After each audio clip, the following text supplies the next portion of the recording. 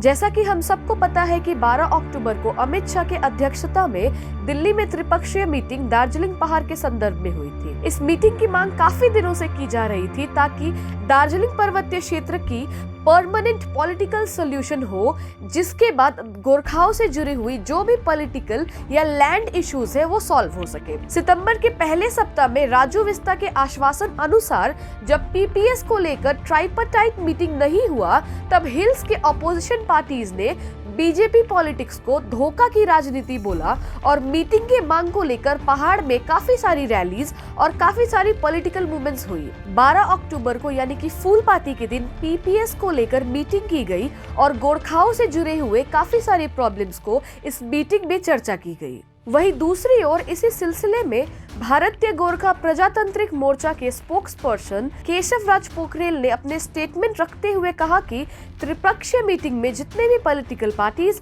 Stake holders मौजूद थे, उन्होंने गोरखालैंड की बात और 11 जनजातियों को शेड्यूल ट्राइब के लिए लिस्ट में शामिल करने की बात पर मीटिंग में चर्चा नहीं की।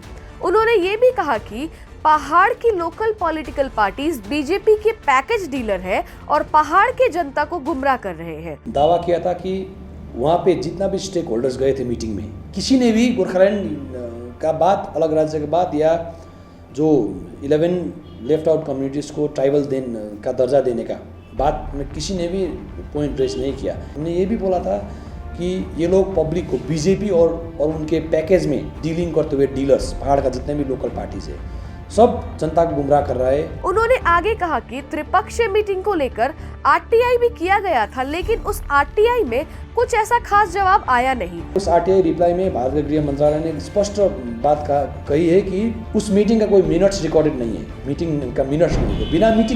बिना मिनट्स का मीटिंग कैसे हुआ होगा आपको मालूम है।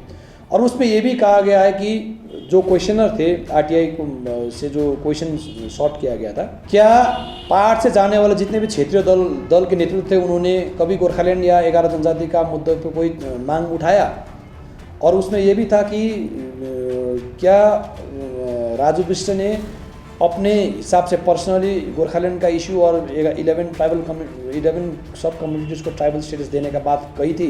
और क्या होम मिनिस्टर ने इसके ऊपर कोई आश्वासन दिया है और इसमें रिप्लाई आया है कि ना मिनट्स रिकॉर्डेड है, तो उसको कहा गया कि they can not disclose this, means this is against the RTI act, above the purview of the RTI act. So हम कहना चाहते हैं कि बीजेपी और पहाड़ में उनके वोट के दलाली करने वाले दलालों को कभी पहाड़ के हित में नहीं है। देखिए, काम करने का मौका देने का वक्त आ गया। अनित थापा के नेतृत्व में जो ट्रांसपेरेंटली अपना काम कर रहे हैं, अपना बात रख रहे हैं और उपलब्धि भी लेके आ रहे हैं। यूनिवर्सिटी शुरू हो गया, अभी लैंड राइट्स, फॉरेस्ट डीलर्स के लैंड राइट्स बांटने का काम शुरू होगा। तो आप जो काम कर रहा है उनके ऊपर विश्वास कीजिए।